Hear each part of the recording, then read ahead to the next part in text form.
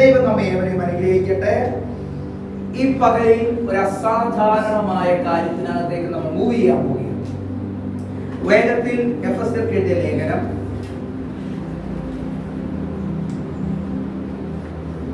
4-ാം അധ്യായം അതിന്റെ 7, 8, 9 വാക്യങ്ങൾ ഒന്ന് വായിച്ചാണ്. എന്നാൽ നമ്മിൽ ഓരോരുത്തരും ക്രിസ്തുവിന്റെ ദാനത്തിന്റെ അളവിന് ഒത്തവണ്ണം കൃപ ലഭിച്ചിരിക്കുന്നു. അതുകൊണ്ട് അവൻ ബദ്ധന്മാരെ പിടിച്ചുകൊണ്ടുപോയി ഉയരത്തിൽ കയറി മനുഷ്യർക്ക് ദാനങ്ങളെ കൊടുത്തു എന്ന് പറയുന്നു. കയറി എന്നതിനാൽ അവൻ ഭൂമിയുടെ അധോഭാഗങ്ങളിലേക്ക് ഇറങ്ങി എന്ന് വരുന്നില്ലയോ? ഇറങ്ങിയവൻ സകലത്തെയും നിറയ്ക്കേണ്ടതിന് സ്വർഗാദി സ്വർഗത്തിന്റെ മീതെ കയറിയവനുമാകും. എഫെസ്യർക്ക് എഴുതിയ ലേഖനം 4-ാം അധ്യായം 7, 8, 9, 10 വാക്യങ്ങൾ ബൈബിളുള്ള എല്ലാവരും ഒന്ന് വായിച്ച്. അവിടെ പറയുന്ന ഒരു കാര്യം, എന്നാൽ നമ്മിൽ ഓരോരുത്തരും ക്രിസ്തുവിന്റെ ദാനത്തിന്റെ അളവിനൊത്തവണ്ണം കൃപ ലഭിച്ചിരിക്കുന്നു. നമുക്ക് എന്ത് കിട്ടിയിരിക്കുന്നു? എല്ലാവരും ഒന്ന് പറഞ്ഞേ. നമുക്കെല്ലാം കൃപ ലഭിച്ചിരിക്കുന്നു. പക്ഷേ ഓരോരുത്തരും ക്രിസ്തുവിന്റെ ദാനത്തിന്റെ അളവിനൊത്തവണ്ണം, കണ്ടോ, ഒരു മെഷർമെന്റ് കണ്ടോ, എല്ലാവർക്കും ഒരേ അളവല്ല. എന്ന് ലഭിച്ചിരിക്കുന്ന ദൈവിക ദാനത്തിന്റെ അളവല്ല മോഡലിരിക്കുന്നത്. ചിലപ്പോ കൂടാം, ചിലപ്പോ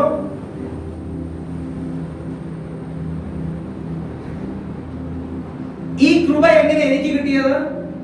വചനം പറയുന്നു, അവൻ ബദ്ധന്മാരെ പിടിച്ചുകൊണ്ടുപോയി ഉയരത്തിൽ കയറി മനുഷ്യർക്ക് ദാനങ്ങളെ കൊടുത്തു എന്ന് പറയുന്നു. കയറി എന്നതിനാൽ അവൻ ഭൂമിയുടെ അധോഭാഗങ്ങളിലേക്ക് ഇറങ്ങി എന്ന് വരുന്നില്ലേ? ഇറങ്ങിയവൻ സകലത്തെയും നിറയ്ക്കേണ്ടതിന്, സകലത്തെയും നിറയ്ക്കേണ്ടതിന്, സകലത്തെയും നിറയ്ക്കേണ്ടതിന്, സകലത്തെയും നിറയ്ക്കേണ്ടതിന് സ്വർഗാദി സ്വർഗത്തിനു മീതെ കയറിയവനുമാകുന്നു. ആമേൻ. സ്വർഗത്തിന്റെ പർപ്പസ് എന്താ? യേശുവിന്റെ പർപ്പസ് എന്താ? നിന്നെ എല്ലാ നിറവിനാലും നിറയ്ക്കണം. സ്വർഗത്തിന്റെ പർപ്പസ് എന്താ? നിങ്ങളെ എല്ലാ നിറവിനാലും നിറയ്ക്കണം. ഒരളവ് പോലും ഇല്ലാതെ നിങ്ങളെ നിറയ്ക്കണം. പക്ഷേ ഇവിടെ എന്താ പറയുന്നത്? ഓരോരുത്തന് അളവ് കൊടുത്തിരിക്കുക. ദൈവത്തിന്റെ പദ്ധതി എന്താ? നിന്നെ ഫിൽഡ് ആക്കണം. നിന്നെ, നമ്മൾ ഇത് പറയുമ്പോഴാണ് നമ്മളിലെ ചില മേഖലകൾ ഓപ്പൺ ആകുന്നത്. അതുകൊണ്ടാണ് ഞാൻ ഇത് പറയുന്നത്. നമ്മളെ എല്ലാ നിറവിനാലും നിറയ്ക്കുവാൻ ദൈവം ആഗ്രഹിക്കുകയാണ്. ആമേൻ. അതിനു വേണ്ടി യേശു അധോഭാഗങ്ങളിലേക്ക് ഇറങ്ങി. അവൻ അധോഭാഗങ്ങളിൽ അവൻ ബന്ധിക്കപ്പെട്ട നമ്മെ പിടിച്ചുകൊണ്ട് ഉയരത്തിൽ കയറി. ഉയരത്തിൽ കയറിയിട്ട് അവൻ ദാനങ്ങൾ നമുക്ക് റിലീസ് ചെയ്തു. അവൻ ദാനങ്ങളെ കൊടുത്തു. കൈ കാണിക്ക. ഇനി ആരും പറയരുത് എനിക്ക് ദാനമൊന്നും കിട്ടിയില്ല. എനിക്ക് കിട്ടി, ഗിഫ്റ്റ് കിട്ടി. എവിടെ നിന്നാ കിട്ടിയത്? ആരിൽ നിന്നാ കിട്ടിയത്? ക്രിസ്തുവിൽ നിന്ന്. നിനക്ക് ഉയരത്തിൽ നിന്ന് ദാനങ്ങൾ കിട്ടി. നിനക്ക് ഭൂമിയിൽ നിന്നല്ല, മറ്റൊരു പ്ലേസിൽ നിന്നല്ല, നിനക്ക് ലഭിച്ചത് സ്വർഗത്തിൽ നിന്നല്ല.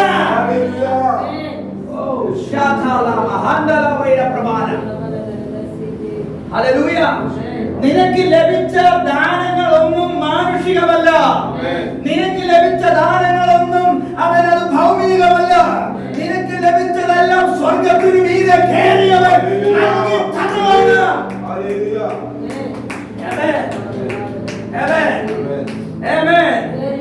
സ്വർഗാദി സ്വർഗത്തിന് മീതെ കയറിയവൻ കൈകാണിയേ ദാനങ്ങൾ നൽകി.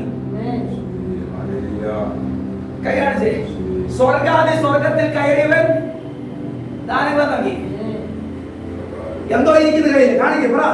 പിശാചേ, എന്റെ കയ്യിൽ ദാനങ്ങൾ ഇരിക്കുക.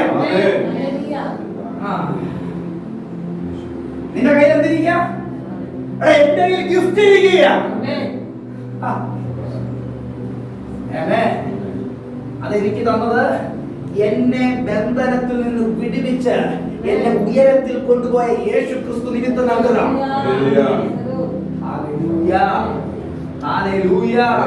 അങ്ങനെ എന്ന് പറഞ്ഞാൽ എന്താ അവൻ ചെയ്തത്? അവൻ അധോഭാഗങ്ങളെ ജയിച്ച്, പാതാളത്തെയും മരണത്തെയും ജയിച്ച് അതിന്റെ കീ കൈവശമാക്കിയിട്ട് അവൻ നമുക്ക് ദാനങ്ങൾ നൽകിയത്. ഇന്ന് ചില പാതാളത്തിന്റെ മണ്ഡലങ്ങൾ അടയപ്പെടുകയാണ്. നിന്റെ ലൈഫിനകത്ത് നിന്ന് ചില മരണങ്ങൾ അഴിയപ്പെടുകയാണ്. ഇന്ന് ചില അനുഭവങ്ങൾ സംഭവിക്കുകയാണ്. പാതാളത്തിന്റെ പവറുകൾ അഴിയുകയാണ്. മരണത്തിന്റെ ശക്തികൾ അഴിയുകയാണ്. ഇന്ന് നിന്റെ കരങ്ങളിൽ ഇരിക്കുന്ന ഉയരത്തിലെ ദാനങ്ങൾ, അതാണ് നിന്റെ സൈൻ, അതാണ് നിന്റെ അടയാളം.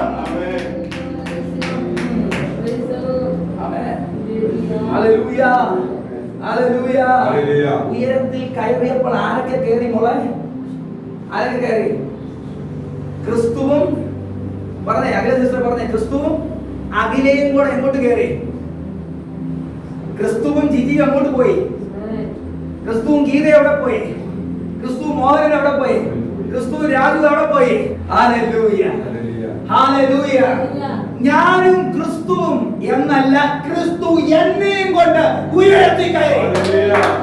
എനിക്ക് കയറാൻ പറ്റാത്ത ആത്മമണ്ഡലങ്ങളിലേക്ക് സ്വർഗ്ഗാദി സ്വർഗ്ഗത്തിന് മീതെ കയറിയിട്ട് അവൻ എനിക്ക് ദാനങ്ങൾ നൽകിക്കൊണ്ടിരിക്കുകയാണ്.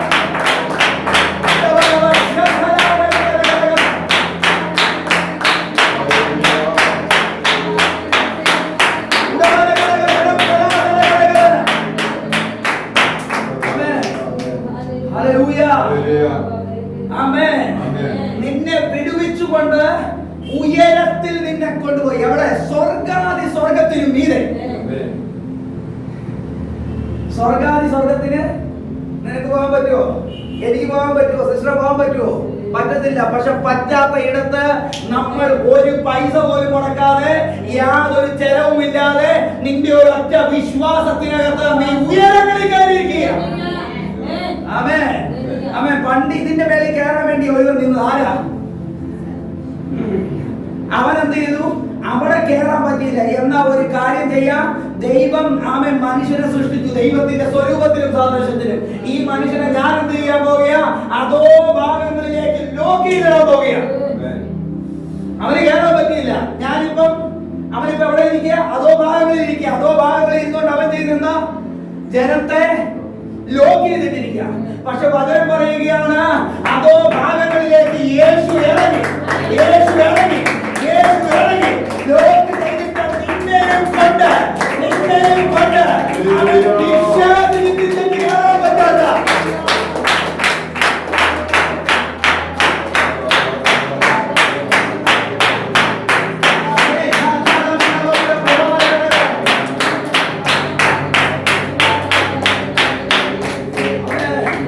സ്വർഗാദി സ്വർഗത്തിനു മീതെ നമ്മയും കൊണ്ടുപോയിട്ട് അവൻ കാര്യങ്ങൾ നൽകി.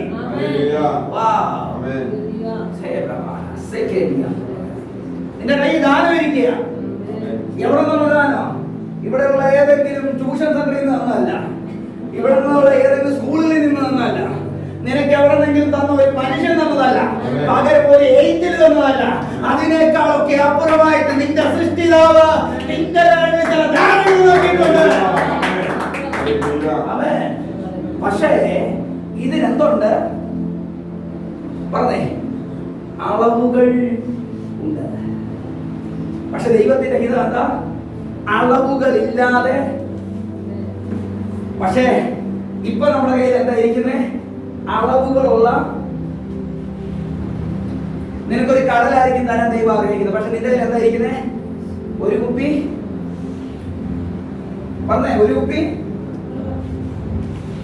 നിനക്ക് ദൈവം തരാതിരിക്കുന്നത് ഒരു കടല. പക്ഷെ നിന്റെ കയ്യിൽ ഇരിക്കുന്നത് എന്താ? ഇത് അളവുള്ളത്, മറ്റേ അളവില്ലാത്തതാണ്.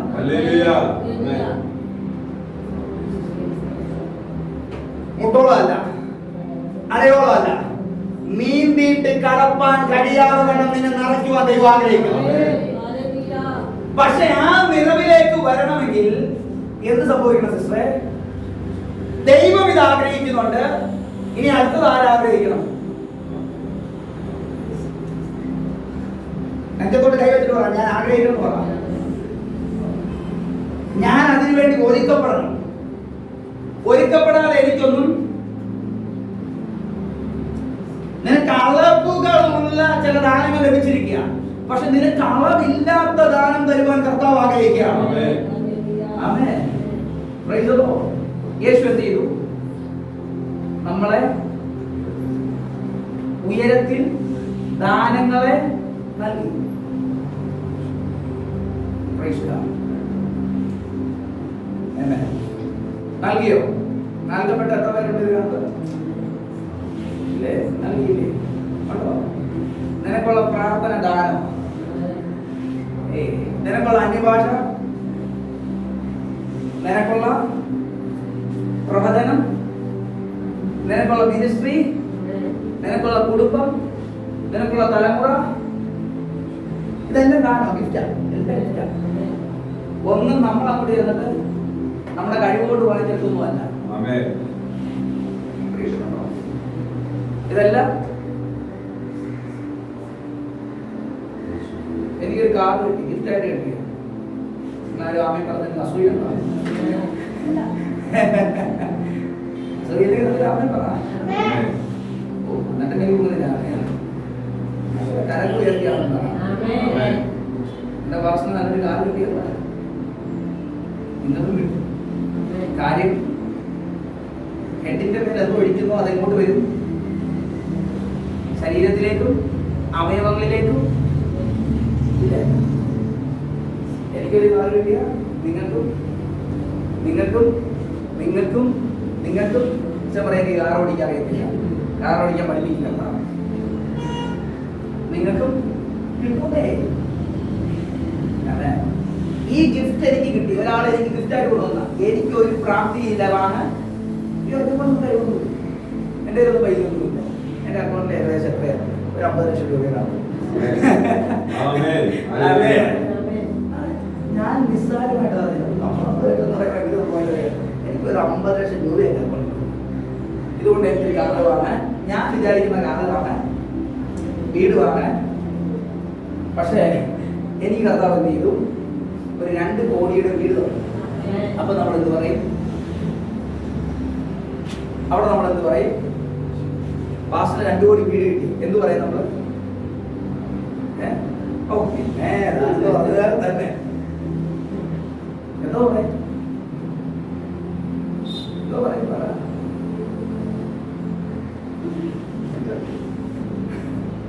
നമ്മുടെ ദാനങ്ങൾ തന്നെയാണോ പറയുന്നത് അന്ന് അറിയാം.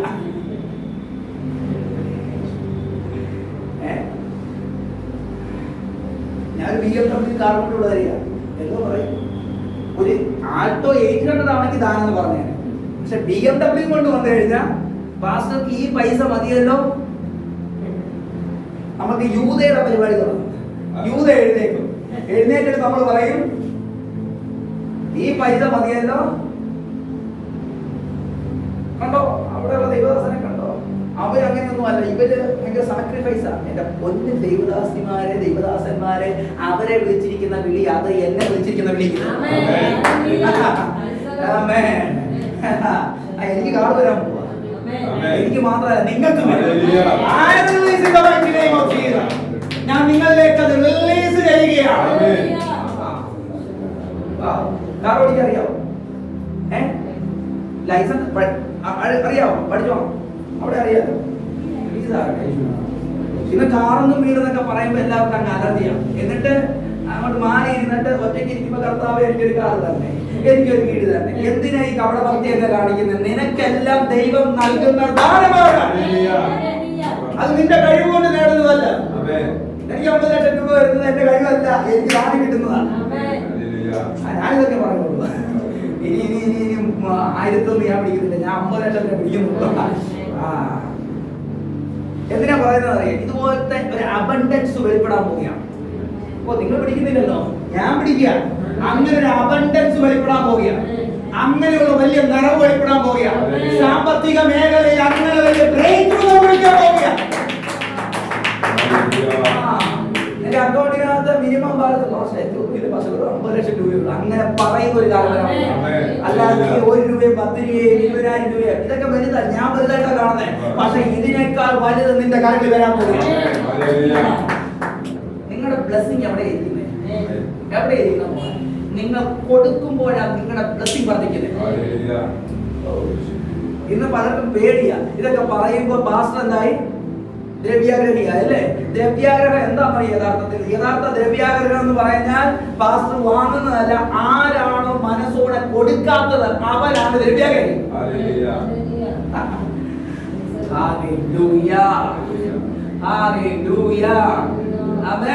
ഞാൻ കൊടുക്കാതെ നിൽക്കുന്ന വ്യക്തിയല്ല. ഞാനിവിടെ ദൈവരാജ്യത്തിൽ വിതച്ചിട്ടാ ഞാൻ ഇത് പറയുന്നത്. ചുമ്മാതൊന്നുമല്ല ഞാൻ പറയുന്നത്. ഞാൻ ദൈവരാജ്യത്തിന് വേണ്ടി വിതച്ചിട്ടാ ഞാൻ ഇത് പറയുന്നത്.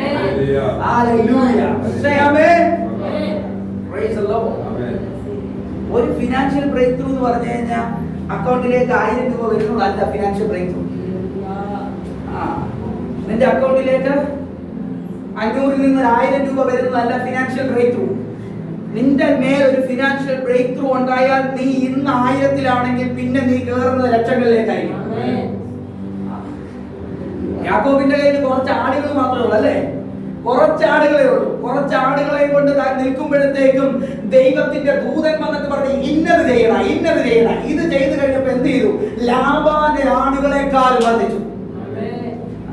ഒരു വർദ്ധനവിന്റെ അഭിഷേകം വ്യാപരിക്കട്ടെ. വർദ്ധനവിന്റെ അഭിഷേകം വ്യാപരിക്കട്ടെ. നിന്റെ ഇല്ലായ്മകൾ മാറട്ടെ, നിന്റെ ശൂന്യതകൾ മാറട്ടെ. പൈശാചിക മണ്ഡലം നിന്റെ മേൽ അടച്ചു വെച്ചിരിക്കുന്ന ആകാശത്തിലെ കിളിവാതിലുകൾ തുറന്ന് നിന്റെ സ്ഥലം വിറ്റിട്ടല്ല, സ്ഥലം പോരാതെ നിന്റെ മേലൊരു ബ്ലെസ്സിംഗ് അറിയട്ടെ. ഉടവല ശമനഗതിയ പ്രബലഘടകതന വൈഡവനഘടക തുനിഘടകതന ദേശത്തിന്റെ നടുവിൽ നീ മാനിക്കപ്പെടട്ടെ, നീ അനുഗ്രഹിക്കപ്പെടട്ടെ, നിന്റെ തലമുറകൾ അനുഗ്രഹിക്കപ്പെടട്ടെ. നീ ആഹാരത്തിന് ഫുഡിന് അവൻ നിരാശപ്പെടുകയല്ല. നിന്റെ ലൈഫിൽ ഒരു വസ്ത്രത്തിന് നിരാശപ്പെടുകയല്ല. നിന്റെ ജീവിതത്തിൽ നീ ഒന്നുമില്ലായെങ്കിൽ അവൻ നിരാശപ്പെടുകയല്ല. അതിനപ്പുറം നിന്റെ കരങ്ങളിലേക്ക് ദൈവിക സമ്പന്നത റിലീസാകട്ടെ. നഷ്ടപ്പെട്ടതല്ല യേശുവിന്റെ നാമത്തിൽ റിലീസാകട്ടെ. യേശുവിന്റെ നാമത്തിൽ നഷ്ടപ്പെട്ടതല്ല യേശുവിന്റെ നാമത്തിൽ റിലീസാകട്ടെ. യേശുവിന്റെ നാമത്തിൽ റിലീസാകട്ടെ.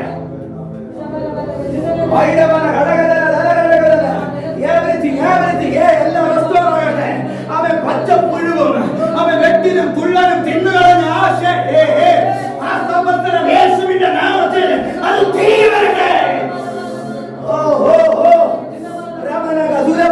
നിന്റെ കടത്തിലെ ഭാവം കുറയത്തില്ല, നിന്റെ ഭരണിയിലെ എണ്ണ വറ്റിപ്പോകത്തില്ല, നിന്റെ അക്കൗണ്ട് ശൂന്യമാകത്തില്ല. യേശുവിന്റെ നാമത്തിലുള്ള കടബാധ്യതകൾ ബ്രേക്ക് ചെയ്ത് വരിക.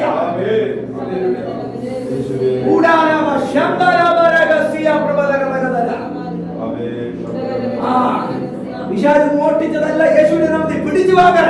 തിരികെ വാങ്ങ. നിന്റെ നന്മകൾ, നിന്റെ അവകാശങ്ങൾ, അവൻ നിനക്ക് നഷ്ടപ്പെട്ടു പോയ നിന്റെ സകലം പൈശാചിക മേഖല അറുത്തത്, മുടിച്ചത്, മോഷ്ടിച്ചത് യേശുവിന്റെ നാമത്തിൽ അതിനെ നീ പിടിച്ചു വാങ്ങ. തിരികെ പിടിക്കുക യേശുവിന്റെ നാമത്തിൽ.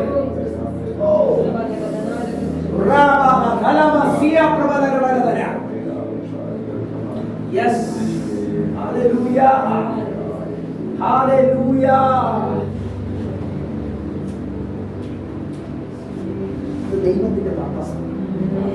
ഇന്ന് പക്ഷേ മനുഷ്യൻ തന്റെ അറിവില്ലായ്മ കൊണ്ട് ആ ആത്മമണ്ഡലത്തെ അടച്ചു കളഞ്ഞില്ല. മലാക്കി പ്രവചനം എടുത്ത് വായിച്ചാൽ നിങ്ങൾക്ക് അറിയാൻ പറ്റും. ആകാശത്തിലെ കിളിവാതിലുകളെ തുറന്ന് സ്ഥലം പോരാതെ വരണം. അല്ല നിന്റെ സ്ഥലം വിറ്റിട്ടെന്തെങ്കിലും ചെയ്യുന്നല്ല, നിന്റെ സ്ഥലം പോരാതെ വരണം. ഇന്ന് പകലിൽ നിന്റെ വിറ്റ സ്ഥലങ്ങൾക്ക് പകരമായി യേശുവിന്റെ നാമത്തിൽ ആ സ്ഥലങ്ങൾ രക്ഷപ്പെടട്ടെ.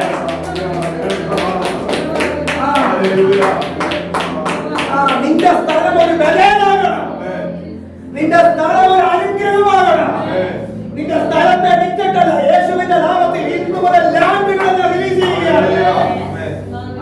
നഷ്ടപ്പെട്ടതിന്റെ ലാൻഡുകൾ റിലീസ് ഞാൻ തിരികെ പിടിക്കുകയാണ്.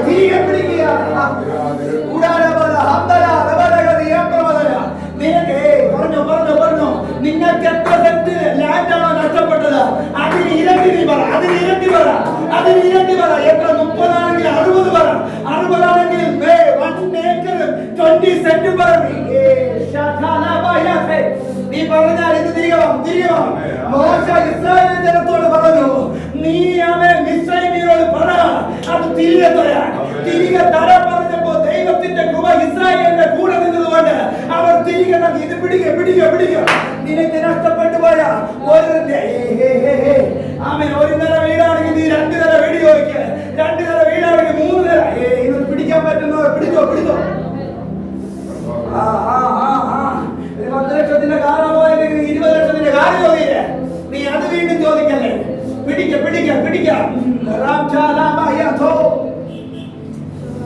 യേശുവിന്റെ നാമത്തിൽ റിലീസ് ആകട്ടെ. ഈ ജനത്തിന്റെ മേൽ റിലീസ് ആകട്ടെ. സാമ്പത്തികമായി കെട്ടിവെച്ച എല്ലാ കെട്ടുകളെയും പൊട്ടിക്കുന്നു. പൈശാചിക മണ്ഡലം വിട്ടുവച്ചിരിക്കുന്ന എല്ലാ കുരുക്കുകളെയും പൊട്ടിച്ചു കളയുകയാണ്.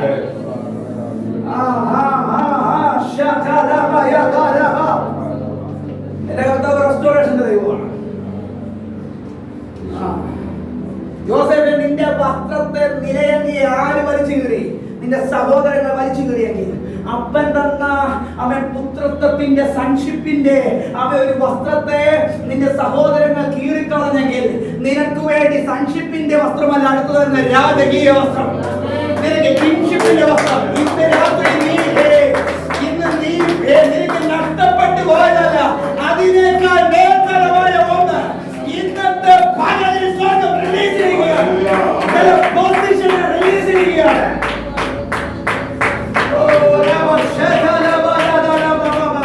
Restoration ദൈവമാണ്.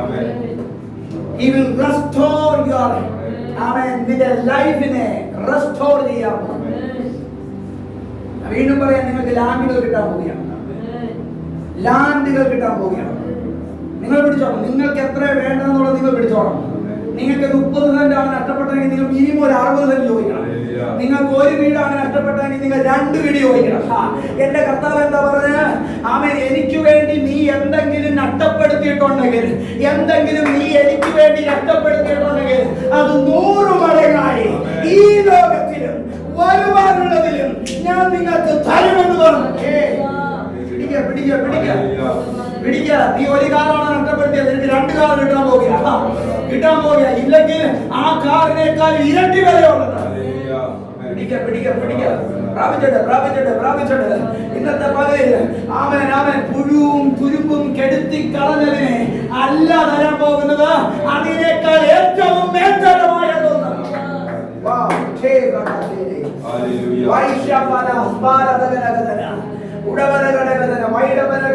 യേശുവിന്റെ നാമത്തിൽ അത് റിലീസ് ആകട്ടെ. അക്കൗണ്ടിൽ നിന്ന് നഷ്ടപ്പെട്ടതല്ല, യേശുവിന്റെ നാമത്തിൽ അത് റിലീസ് ആകട്ടെ. നീ ദ്രഹ്മപ്പണമാണെങ്കിൽ ചോദിച്ചതെങ്കിൽ ദൈവം നിന്റെ കടകളിൽ നൽകുന്ന ചതുർദ്രഹ്മപ്പണം തരും. നീ ചോദിച്ചതിനേക്കാൾ ഇരട്ടി. ശിഷ്യന്മാര് പറഞ്ഞു, യേശുവേ, ഇത് നമുക്ക് പോലും ഈ പൈസ കൊണ്ടൊന്നും തികയത്തില്ല. എന്നാൽ നീ കാണാൻ പോവുകയാണ്, 5 അപ്പം കൊണ്ട് 5000 മാത്രം തൃപ്തി വരുത്തുകയല്ല. അവൻ 12 ശിഷ്യന്മാരോട് പറയുക, അടുത്ത 12 കുണ്ടയിൽ കൊടുത്ത് നിറച്ചെടുത്തോ. നിനക്ക് കൂടെ ഇല്ലെന്ന് പറഞ്ഞിടത്ത് ഒരു നിറവിനെ യേശുവിന്റെ നാമത്തിൽ ഈ പടലിനെ റിലീസ് ചെയ്യുകയാണ്.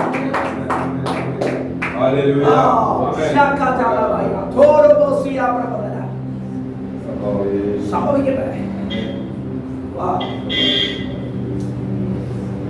എന്റെ കർത്താവ് അത്ഭുതത്തിന്റെ ദൈവമാണ്.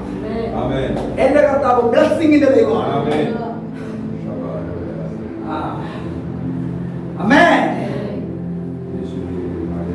ഇസഹാക്ക് അബ്രഹാമിന്റെ കാലത്തുണ്ടായിരുന്ന അതേ ക്ഷാമം പോലുള്ള ഒരു ക്ഷാമത്തിൽ വിതച്ചു. എന്നാൽ അബ്രഹാമിനുണ്ടാകാത്ത ഒരു കൊയ്ത്ത് ഇസഹാക്കിനുണ്ടായി. അത് 100 മേനി കൊയ്തു. അവൻ ഞാൻ ആത്മാവിൽ പ്രവചിക്കുകയാണ്, നീ ഈ മിനിസ്ട്രിയുമായി കണക്റ്റായി നിൽക്കുകയാണെങ്കിൽ, നീ ഈ അഭിഷേകവുമായി കണക്റ്റായി നിന്നാൽ നിന്നിലേക്ക് വെളിപ്പെടാൻ പോകുന്നത് മറ്റുള്ളവർക്കുണ്ടായ അതേ ക്ഷാമത്തിൽ നീ 100 മേനി കൊയ്യാൻ പോകുകയാണ്. എന്റെ ലൈഫിനെ ദൈവം തിരിക്കാൻ പോവുകയാണ്. Amen. Praise the Lord. Amen. അപ്പൊ ദാനം. എനിക്ക് 50 ലക്ഷം രൂപ, എനിക്ക് 50 ലക്ഷത്തിന്റെ കാർ കിട്ടി, എനിക്കൊരു ഗിഫ്റ്റ് കിട്ടി. എനിക്ക് അതുവരെ ഇല്ലായിരുന്നു. എനിക്ക് അടുത്ത ദിവസം രാവിലെ എനിക്ക് 50 ലക്ഷത്തിന്റെ കാറ് എന്റെ വീട്ടിൽ വന്ന് കിടക്കുകയാണ്. ഈ കാർ കണ്ടിട്ട് ഞാൻ പറയുകയാണ്, അടുത്ത ദിവസം കാർ ഇല്ലാത്തവനെ ഇവരെ കണ്ടിട്ട് ഞാൻ പറയാം, നിനക്ക് കാറുണ്ടോടാ, നിനക്ക് വീടുണ്ടോടാ, എനിക്ക് കാറുണ്ടോടാ എന്ന് പറഞ്ഞ അവിടെ കയറുന്നത് നികളമാണ്. നിനക്ക് ലഭിക്കുന്ന ദാനങ്ങൾ നിഗളിക്കാനുള്ളതല്ല. നിനക്കുള്ള അഭിഷേകം നിഗളിക്കാനുള്ളതല്ല. നിനക്കുള്ള വെളിപ്പാടുകൾ നിനക്ക് നിഗളിക്കാനുള്ളതല്ല. നിനക്കുള്ള അനോയിന്റിങ്, നിനക്കുള്ള പ്രാർത്ഥനാ ജീവിതം മറ്റുള്ളവനെ കാണത്തില്ല. പക്ഷെ നിഗളിക്കുവാനല്ല, പകരം അവനെ അതിനകത്തേക്ക് പൊക്കിയെടുക്കണം. അതിനുവേണ്ടിയുള്ളതാണ് ദൈവം നൽകിയിരിക്കുന്ന ദാനം.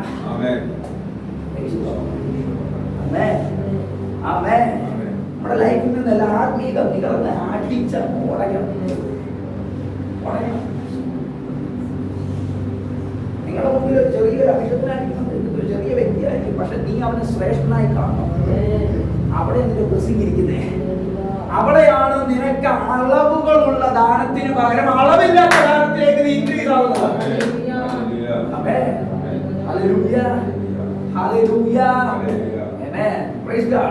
എനിക്ക് അടുത്ത 15 മിനിറ്റേ ഉള്ളൂ. എന്നെ ദൈവം അയച്ചിരിക്കുന്ന ഒരു ദൂത് പറയാനാണ്. ഞാൻ ദൂതിലേക്ക് ഇതുവരെ കയറിയില്ല. അമേ,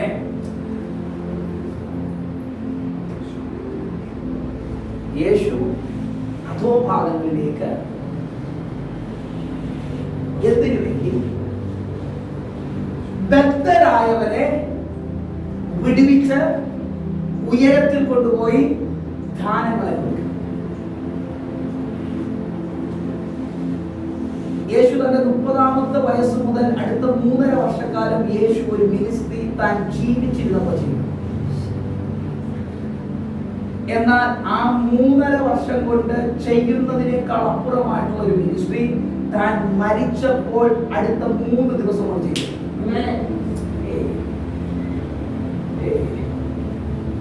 3.5 വർഷം കൊണ്ട് ചെയ്യാത്ത ഒരു മിനിസ്ട്രി അടുത്ത 3 ദിവസം കൊണ്ട് യേശു ചെയ്തു. ഈ നാളുകളിൽ സ്വർഗം അതുപോലത്തെ ഒരു മിനിസ്ട്രിയിലേക്ക് നമ്മൾ കയറ്റാൻ പോവുകയാണ്. കാലങ്ങൾ കൊണ്ട് ചെയ്തു തീർക്കാത്തത് ചില ദിവസങ്ങൾ കൊണ്ട് ചെയ്തു തീർക്കുന്ന ഒരു തലത്തിനകത്തേക്ക് പരിശുദ്ധാത്മാവ് നമ്മളെ ഏറ്റെടുപ്പിക്കാൻ പോകുകയാണ്.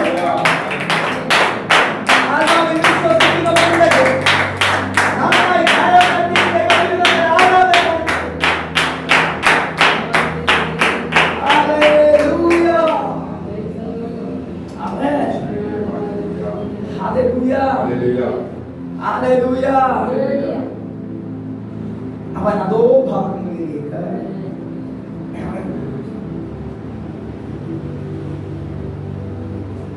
ബദ്ധന്മാരെ യേശു തന്റെ മിനിസ്ട്രിയുടെ ആരംഭഘട്ടത്തിൽ താൻ ഒരു സഭയിൽ പോയിട്ട് പറയുകയാണ്, എനിക്ക് ബദ്ധന്മാരെ വിടിപ്പിക്കാനുള്ള ഒരു അഭിഷേകം എനിക്ക്. ബദ്ധന്മാരെ വിടിപ്പിക്കാനുള്ള ഒരു അഭിഷേകം, ബന്ധിക്കപ്പെട്ടവരെ വിടിപ്പിക്കാനുള്ള ഒരു അഭിഷേകം. ബാക്കി എല്ലാ മിനിസ്ട്രിയും ബാക്കി എല്ലാ അഭിഷേകവും മരണം കൊണ്ട് അവസാനിച്ചു. എന്നാൽ മരണത്തിന് അപ്പുറം യേശു അടുത്തൊരു മിനിസ്ട്രി കണ്ടിന്യൂ ചെയ്യുകയാണ്. അത് ബദ്ധന്മാരെ വിടുവിക്കുന്ന. നിന്റെ അഭിഷേകം മരണം കൊണ്ട് തീരേണ്ടതല്ല, മരണത്തിൽ പ്രവർത്തിച്ചുകൊണ്ടിരിക്കുന്നത്.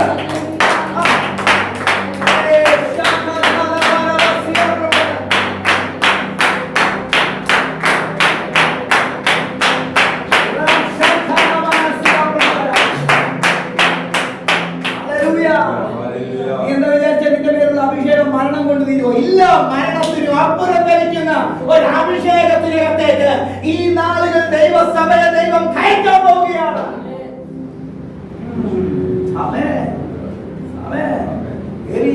മരിച്ചു. എലീശയെ ഒരു കുഴിയിൽ അടക്കം ചെയ്തു.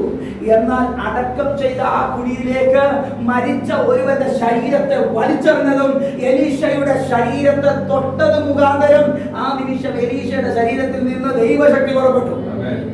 മരിച്ചവൻ ചാടി എഴുന്നേറ്റു. ഇതെന്നാ പറയുന്നത്? നമ്മൾ കേൾക്കുന്നത് എന്താ? മരിച്ചവനെ ആരാ ഉയർപ്പിക്കുന്നത്? മരിച്ചവനല്ല ഉയർപ്പിക്കുന്നത്, ജീവനുള്ളവനാണ്. പക്ഷെ ഇവിടെ കാണുന്നത് എന്താ? മരിച്ചവനെ ഉയർപ്പിക്കുന്നു. വീണ്ടും ആത്മാവിനെ വിളിച്ചു പറയാം, തകർക്കപ്പെട്ട നീ അനേകം തകർക്കപ്പെട്ടവരെ എഴുന്നേൽപ്പിക്കും.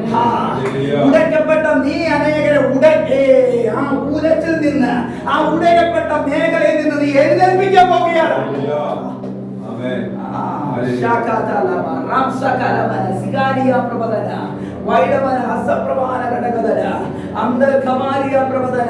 നീ രോഗിയായി കാണും, പക്ഷെ നീ അനേക രോഗികളെ സൗഖ്യമാക്കാൻ പോവുകയാണ്.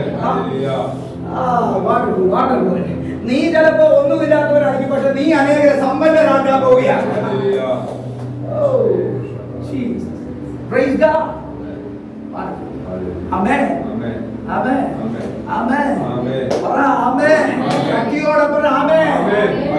നിങ്ങൾ ആ മിനിസ്ട്രിക്ക് വേണ്ടി റെഡിയാണോ? നിങ്ങൾ ആ മിനിസ്ട്രിക്ക് വേണ്ടി റെഡിയാണോ? നിങ്ങൾ റെഡിയാണോ? നിങ്ങൾ ആ മിനിസ്ട്രിക്ക് വേണ്ടി റെഡിയാണോ? നിങ്ങൾ റെഡിയാണെങ്കിൽ നിങ്ങളെ ആ തലത്തിനകത്തേക്ക് ദൈവം കയറ്റി നിർത്താൻ പോവുകയാണ്. ഹല്ലേലൂയ. അപ്പോൾ യേശു ബദ്ധന്മാരെ വിടുവിക്കാൻ വേണ്ടി അതോ ഭാഗങ്ങളിലേക്ക് ഇറങ്ങി.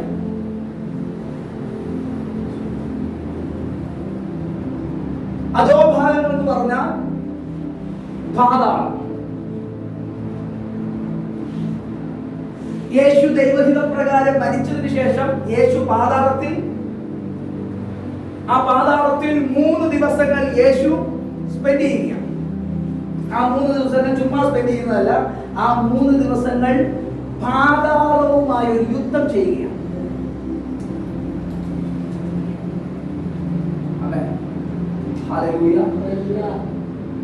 ആ പാതാളത്തിന് ആരുണ്ട്? സാധാ മാത്രമാണോ? അല്ലേ, പാതാളത്തിൽ ആരുണ്ട്? ബന്ധിക്കപ്പെട്ടവർ. ആരുണ്ടായിരുന്നു? ഞാനുണ്ടായിരുന്നു.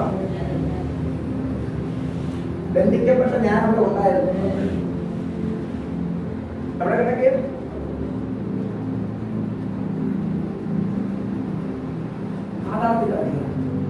നിങ്ങൾ വിചാരിക്കുന്ന നരകത്തെ കുറിച്ചല്ല പറയുന്നത്. നരകം എന്ന് പറയുന്നത് ഏറ്റവും ഇന്നർ സൈഡാണ്. പക്ഷേ അതിനും മേളിൽ നിൽക്കുന്ന ഒരു സൈഡുണ്ട്, ഒരു ആത്മമണ്ഡലമുണ്ട്. അതാണ് പാതാളം. ഞാൻ പിന്നീട് ഡീറ്റെയിൽ എടുക്കാൻ പറ്റുന്നില്ല. അപ്പൊ ഈ പാതാളത്തിനകത്ത് ആര് കിടക്കിയ? ആത്മാക്കൾ കിടക്കുക. പറഞ്ഞ ആത്മാക്കൾ, മനുഷ്യന്റെ ആത്മാക്കൾ. നമ്മുടെ ആത്മാവ് നമ്മിൽ ഇരിക്കുമ്പോൾ തന്നെ നമ്മൾ കർത്താവിനെ അറിയുന്നതിന് മുന്നേ നമ്മുടെ ആത്മാവ് എവിടെ കിടന്നു? നമ്മുടെ ആത്മാവ് നമ്മിൽ ഇരിക്കുമ്പോൾ തന്നെ നമ്മൾ അറിയാതെ, നമ്മൾ യേശുവിനെ അറിയുന്നതിന് മുന്നമേ നമ്മുടെ ആത്മാവ് എവിടെ കിടന്നു? എന്തുകൊണ്ട് രോഗം വന്നേ? എന്തുകൊണ്ട് പ്രശ്നം വന്നേ? എന്തുകൊണ്ട് ജീവിതത്തിൽ തകർച്ച വന്നേ? എന്തുകൊണ്ട് നമ്മുടെ ലൈഫിനകത്ത് ദേവത്വം വന്നേ? എന്തുകൊണ്ട് മരണം വന്നേ? എന്തുകൊണ്ട് പാപം വന്നത്? കാരണം സോൾ എവിടെ കിടക്കുക?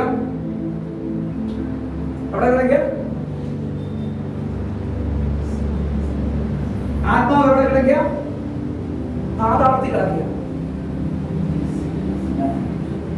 ആമേൻ. സോളിന്റെ കണക്ഷൻ എവിടെയാ?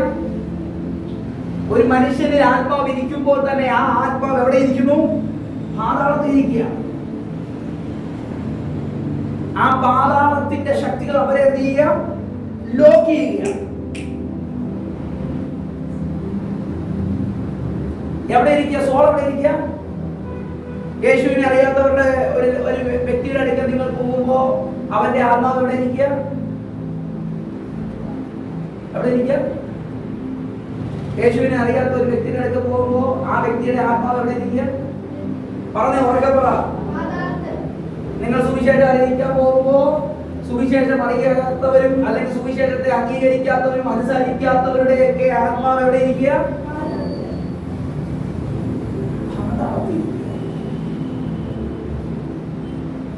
അവരുടെ സോൾ എവിടെ ഇരിക്കുക? അപ്പൊ അവർ സുവിശേഷം അറിയണമെങ്കിൽ നമ്മൾ എന്ത് ചെയ്യണം? ആദ്യം ചെയ്യുന്നത് അവന്റെ പാതാളത്തിൽ ഇരിക്കുന്ന അവന്റെ സോളിനെ വിടുകയാണ്.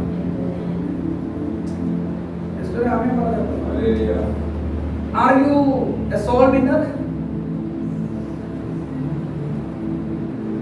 നീ ആത്മാക്കളെ രക്ഷിക്കുന്നവനാണോ? കൃത്യമായിട്ട് ചോദിക്കുക, നീ ആത്മാക്കളെ രക്ഷിക്കുന്നവനാണോ?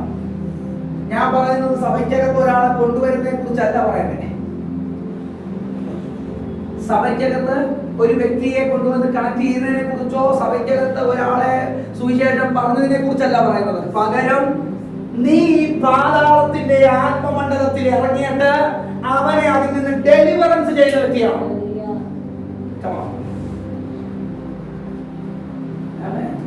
നമ്മളെല്ലാം ഇന്ന് ചെയ്യുന്ന മിനിസ്ട്രി എന്താണെന്ന് അറിയാമോ? ദൈവരാജ്യത്തിലേക്ക് അവരെ വിളിക്കുക. പക്ഷെ യേശു ഇവിടെ ചെയ്യുന്നത് വിളിക്കുന്ന മിനിസ്ട്രി അല്ല, പകരം വിടുവിക്കുന്ന മിനിസ്ട്രിയാണ്.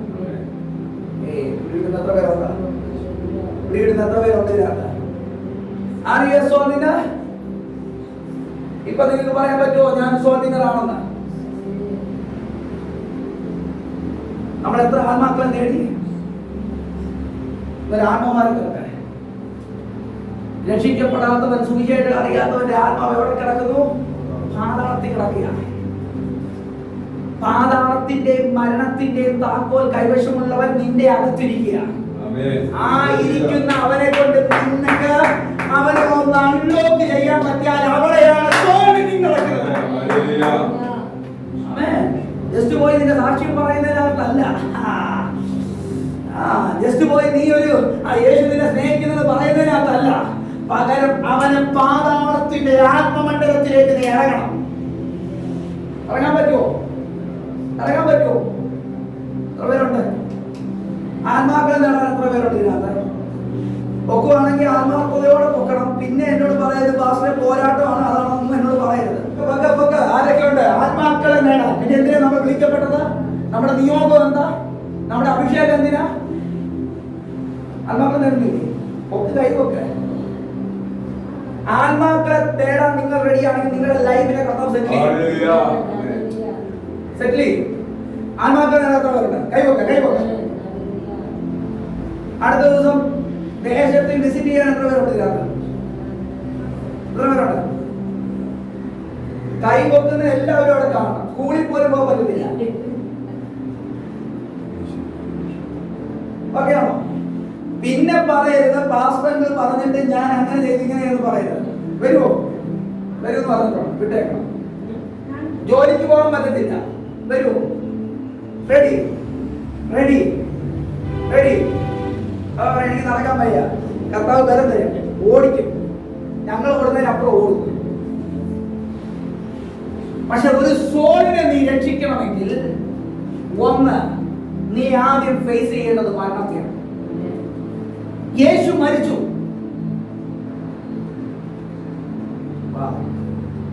നിങ്ങൾ ആദ്യം എന്തിനെ ഫേസ് ചെയ്യും?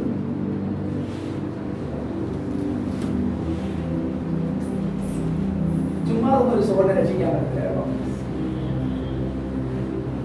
നിങ്ങൾ വിചാരിക്കുന്ന മറ്റേ മരണത്തെ കുറിച്ചല്ല ഞാൻ ഈ പറയുന്നത്. അവൻ ഫിസിക്കൽ ഡെത്തിനെ കുറിച്ചല്ല പറയുന്നത്. പൗലോസ് പറഞ്ഞു, ഞാൻ യേശുവിന്റെ മരണം എന്റെ ശരീരത്തിൽ വഹിക്കുന്നു. എന്താ യേശുവിന്റെ മരണം? യേശുവിന്റെ മരണം എന്ന് പറയുന്നത് ദൈവഹിതപ്രകാരമായ മരണം. എന്താ ആ മരണത്തെ കുറിച്ച് ഈ മനുഷ്യൻ പറയുന്നത്? പൗലോസ് പറയുക, ഞാൻ യേശുവിന്റെ മരണത്തെ എന്നിൽ വഹിക്കുന്നു. അപ്പൊ പൗലോസ് ജീവിച്ചിരിക്കുകയല്ലേ? എന്നെ ശ്രദ്ധിക്കുന്നുണ്ടോ? പൗലോസ് ജീവിച്ചിരിക്കുക. പക്ഷെ പൗലോസ് പറയുക, യേശുവിന്റെ മരണം, ഞാൻ മറ്റൊരു മരണത്തെ കുറിച്ചല്ല പറയുന്നത്, യേശുവിന്റെ മരണം, ദൈവഹിതപ്രകാരമുള്ള മരണം. എന്താ മരണം? ആ മരണം നിന്റെ ശരീരത്തിൽ വഹിച്ചാൽ നിന്റെ ശരീരത്തിലെ പ്രവൃത്തികൾ നിർജീവമാണ്. എന്ന് പറഞ്ഞാൽ നിന്റെ ഇഷ്ടങ്ങൾക്ക്, നിന്റെ ഇച്ഛകൾക്കും, നിന്റെ പ്രവൃത്തികൾക്കും, നിന്റെ ആഗ്രഹങ്ങൾക്കും മൂവ് ചെയ്യാൻ പറ്റത്തില്ലെന്ന്.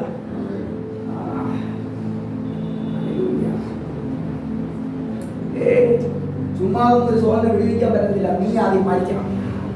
നീ ആദ്യം നിന്റെ വായ എന്ത് ചെയ്യേണ്ടി വരും? അടയ്ക്കേണ്ടി. നിന്റെ കണ്ണ് തീയേണ്ടി വരും. നിന്റെ കാത് തീയേണ്ടി വരും. കേൾക്കാതിരിക്കേണ്ടി വരും. നീ ഒരു സോളിനെ വിടുവിക്കണമെങ്കിൽ നീ യഥാർത്ഥത്തിൽ മരിക്കണം. യേശുവിന്റെ മരണം നിങ്ങൾ വിചാരിക്കുന്നത് എന്താ? പൗലോസിന്റെ കഷ്ടം എന്ന് പറഞ്ഞാൽ താൻ അനുഭവിച്ച നഗ്നതയും പട്ടിണിയും ആപത്തും രോഗം ഇതൊക്കെയാണെന്ന് നിങ്ങൾ വിചാരിച്ചുകൊണ്ടിരിക്കുന്നത് ആണോ?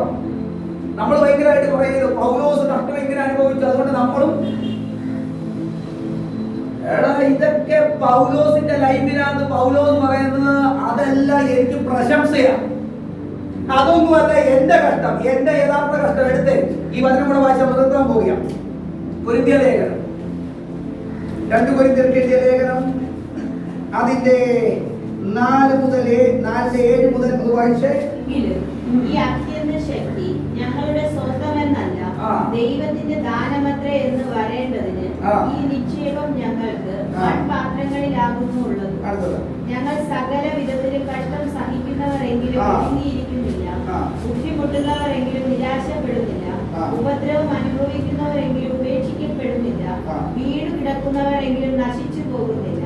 യേശുവിന്റെ ജീവൻ ഞങ്ങളുടെ ശരീരത്തിൽ വെളിപ്പെടേണ്ടതിന് യേശുവിന്റെ മരണം ശരീരത്തിൽ എപ്പോഴും വഹിക്കുന്നു.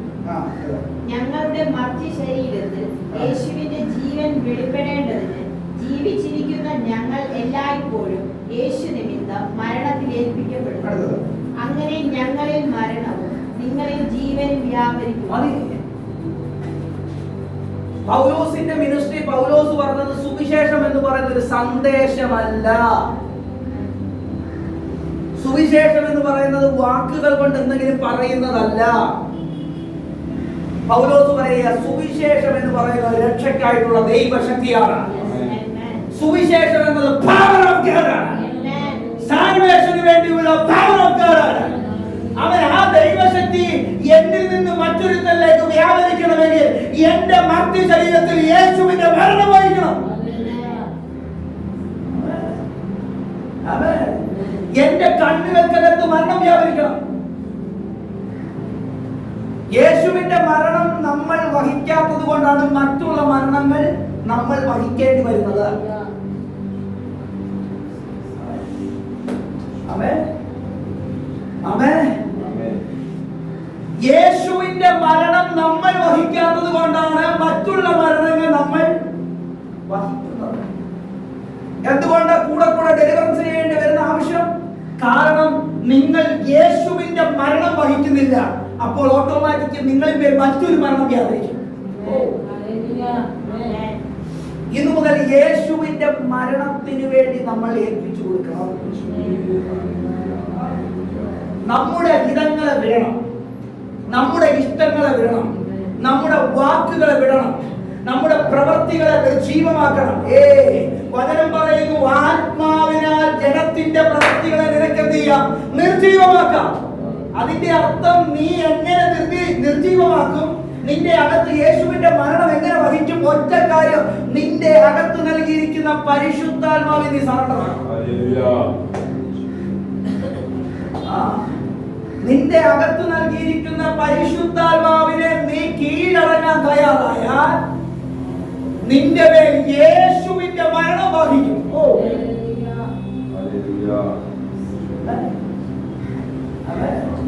ഞാൻ ഈ മെസ്സേജ് അടുത്ത ആഴ്ചത്തെ കണ്ടിന്യൂ ചെയ്യട്ടെ.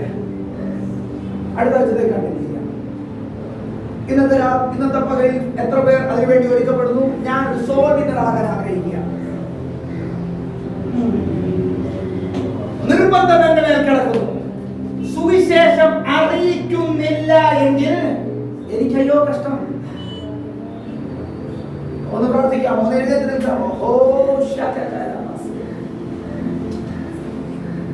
എനിക്ക് സുവിശേഷം അറിയിക്കണം. അത് വെറും വാക്കുകളായിട്ടല്ല, ദൈവശക്തിയായിട്ട്.